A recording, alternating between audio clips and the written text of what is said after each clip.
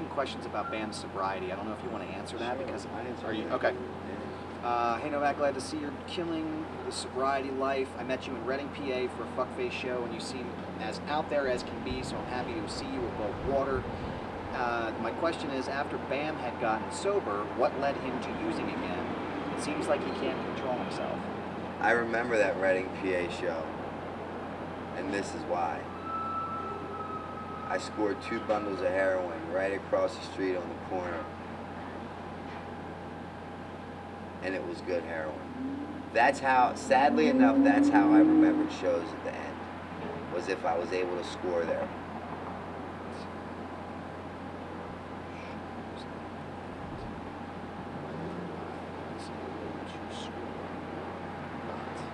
Thank God it's not like that anymore. Bam's sobriety is non-existent at this point. Sadly to say. He's my best friend in the world. But he's his own worst enemy. That family therapy show that he did,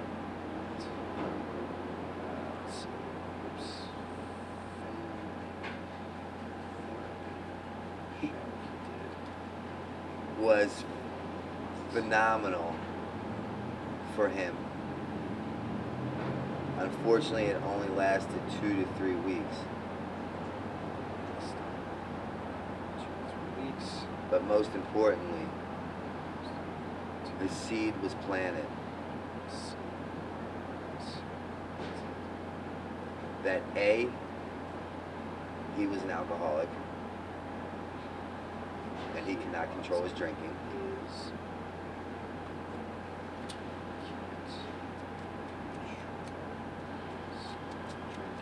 And B,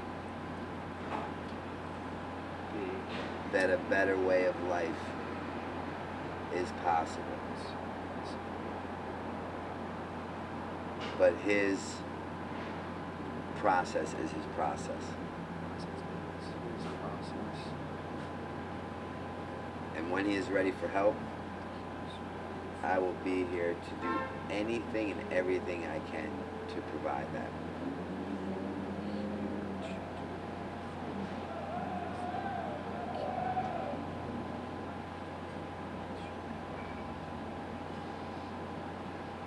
When you said, and most importantly, the seed was planted that A, he was, and should I say he was an alcoholic? That or he is was an and is he an is an alcoholic? Oh, he is an alcoholic. alcoholic, okay.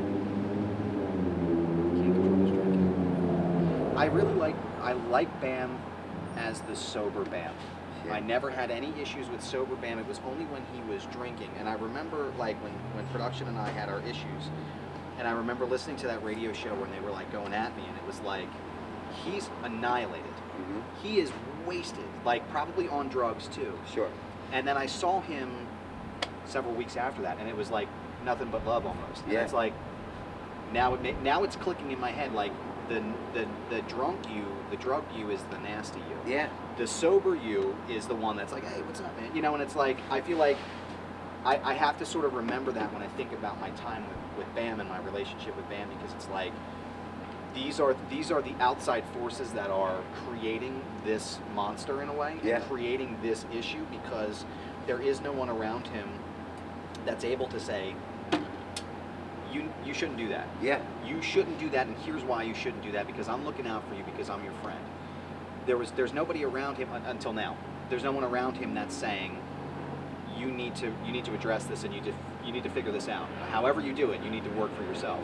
And I think that's a part of it, because I felt like towards the end of my time in that scene, it was like everybody was just sort of there for the party, and I don't think Bam knows how to stop that party, whether or not he can do it on purpose, or it's like somewhere in his head he's like, I can't do this because no one will like me if I'm not partying. Yeah, and like you said, you like the sober Bam. Yeah. Unfortunately, Bam doesn't like the sober Bam, because that's a shame. The drinking and the drugging are the solutions to his problems, right. As are mine.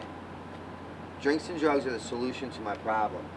You take the drinks and drugs away from the solution, now I'm a stranger in my own skin, and I don't know why the fuck I let me in. Right. I don't know. God forbid you ask me how I'm doing today, because I don't fucking know. Right. God forbid you ask me what my favorite band is, because I don't know. And if I say something, are you gonna think that I'm weird for that being my favorite band? Right, You know? right. I don't know. Because you're so you don't know who you are, right? Yeah. So